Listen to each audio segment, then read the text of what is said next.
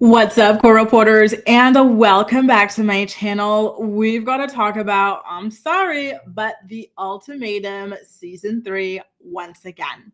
So, one of the most controversial couples, if not the most controversial couple of the season, Nick and Sandy, did an interview on the Nick Viall podcast, which is entitled The Viall Reports, to talk a little bit more about their relationships. And y'all, I left that episode feeling like these two really pulled the wool over our eyes. This entire time, we thought that JR and Zaina weren't a real relationship, but come to find out, there was another fake ass relationship in the villa, and it is none other than Nick and Sandy. So let me tell you why I say this. It's not literally a fake relationship, but it's absolutely ridiculous that a relationship this unserious would be featured on the show. Basically, Sandy lays it out by saying that she was actually approached by a producer or casting director to appear on the show, but she turned down the opportunity because it just didn't really interest her and what she wanted to do at that time in her life. And mainly because the relationship wasn't all that serious to warrant an ultimatum. So according to Sandy, like on the show, she and Nick keep talking about how they've known each other for 2.5 years, but that's not the fact that they've been dating for 2.5 years. Like they kept on trying to conflate this on the show with the objective of making the relationship look a lot more legitimate and serious than it actually was. The reality of their relationship is that they had only actually been dating for 9 months.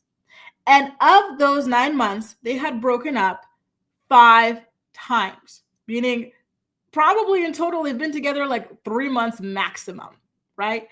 Insane, you guys. Absolutely insane that they really trotted this out as a relationship that was like, going on for so long. The man has been, dying to marry this girl, and now was the moment. I think the two of them conned us out of our minds on the show. To be honest, it seems to me like Nick did the show to get put on the map as an artist. He already is what I would consider to be a successful artist. He sells a lot of his paintings and whatnot. But I think that being on the show will only, continue to further raise his profile and build awareness around his brand. And I imagine that Sandy probably wants to be an influencer of some sort. And so when Nick was finally approached for the show after her, he managed to get her to agree to it because I guess, maybe in her mind initially, she's like, well, I don't see why we should do this show. Like, I'm not even going to bring it up to Nick because it ain't all that serious, y'all. Like, we be breaking up, making up every other day. So I'm not even going to mention it to him. But since he came to me, I guess he thinks that this is a good opportunity for us. So why not, sort of a thing. And I gotta say that this admission makes Nick look all the more unhinged. He was already building a terrible reputation for himself on the show with all of the meltdowns that he was having over Sandy, crying, screaming, throwing up, sliding down walls over this girl. And, I was under the impression that this was a really long, serious relationship of almost 3 years. And that's why he was behaving that way. But come to find out, it was an on and off again 9-month relationship, which is just, sorry, but like, what? And I'm not saying that like a 9-month relationship is nothing, like, who cares? You're not ready to marry someone in 9 months.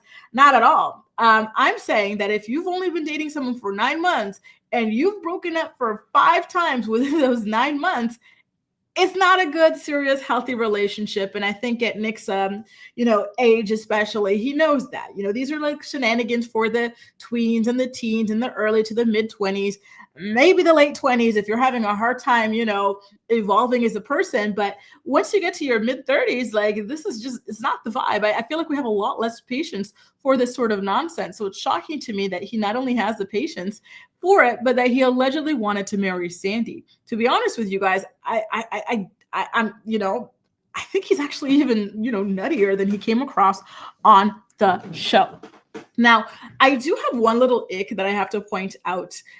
In the podcast episode, they do this thing that really irritates the hell out of me. I, for some reason, cannot stand when people refer to other people as humans. So for example, in that phrase I just said, people refer to other people as humans. Imagine me saying, I can't stand when like humans refer to other humans as like, shady or basic. You know what I mean? It just sounds so dumb to me. So they kept doing that. They're like, oh, like she's my favorite human. Like, yeah, I'm an extroverted human. He's a very introverted human. Yeah, like he's been going through all of these things, you know, in his years as a human. Like it was just so weird to me why they kept on doing that. And I found it like it's such an ick for me. And I can't even explain to y'all why. Now, Sandy, I don't think she is on good terms with JR right now based on the way that he behaved on the show, spoke about her on the show, perpetuated rumors on the show. She told Nick that, Nick Viall, that she was upset with JR for saying that he wanted to be with a white girl in a no strings attached sort of situation. And yeah, like I would be too. It was giving fetish. It was given, I don't think you're worth any more than a booty call. And that is not okay when you are saying things like that from like a racial perspective. It really was problematic on his end. And, you know, just in general, to be objectifying people like that is just, it's nasty, it's vile, in my opinion, no pun intended. So I totally understand why she was pissed off about it.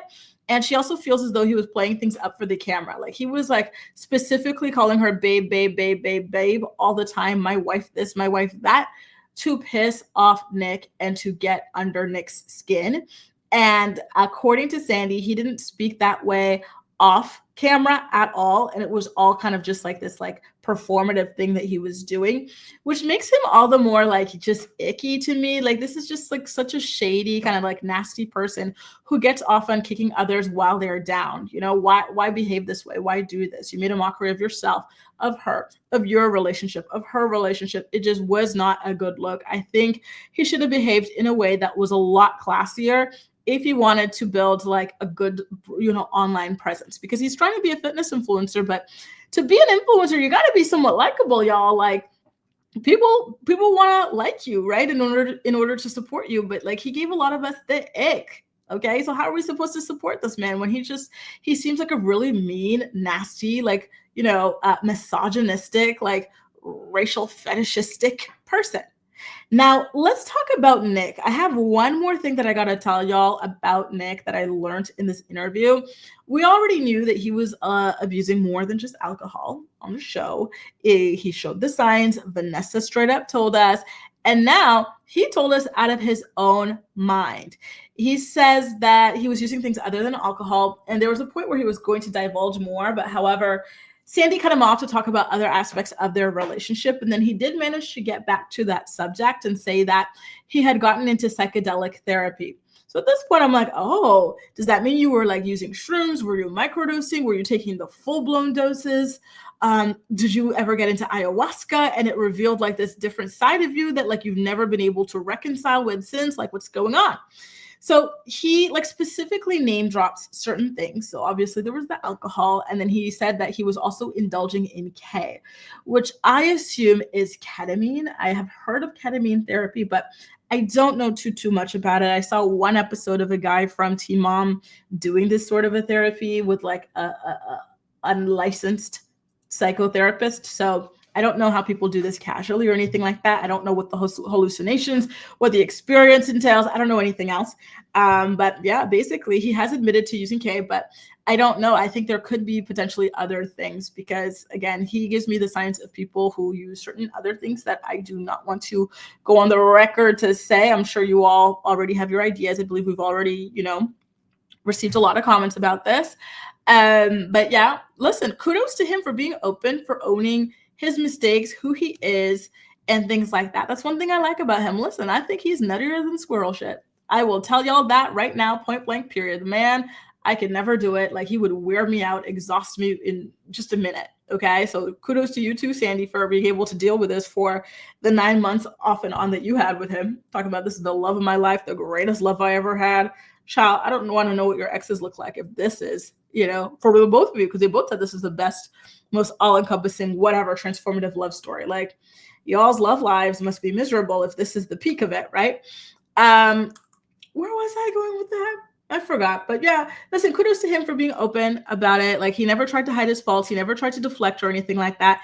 I will say that Nick Viall and his co-host, who I guess is his wife, were trying to hold Sandy accountable for her own actions with JR and everything like that. And She did a lot of kind of like dodging, ducking and diving and stuff, but she did manage to take accountability for certain things. However, one thing she keeps on saying is that she did not sleep with JR.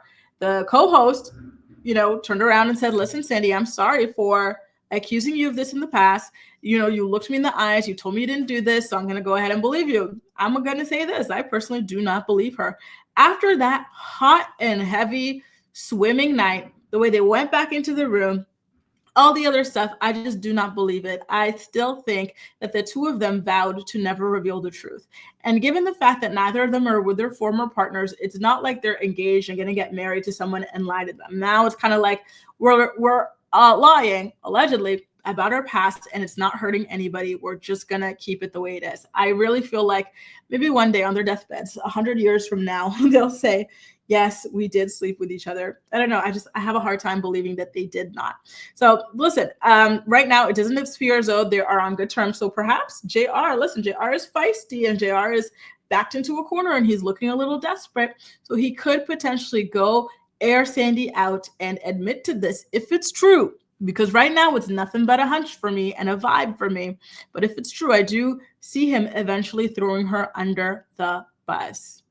Only time will tell, y'all. How do you feel about this couple? How do you feel about the confessions that you learned? Now that you know that this was a relationship of only 9 months that encompassed 5 breakups, does Nick look any like better to you, or does he look worse based on the way he behaved, as though this was a true 2.5 to 3 year relationship that he was going to go ahead and truly commit his life to? And it was all sunshine and daisies, with a little bit of distance here and there.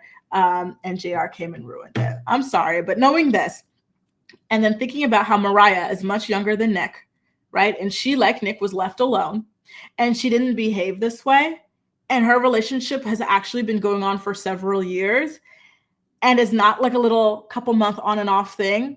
It makes Nick look worse to me. I'm going to keep it real with y'all, but maybe your opinions are different. Let me know in the comment section down below. And as usual, we will chat. That's all for now. Thank you so much for watching, and I'll see you next time. Bye, guys.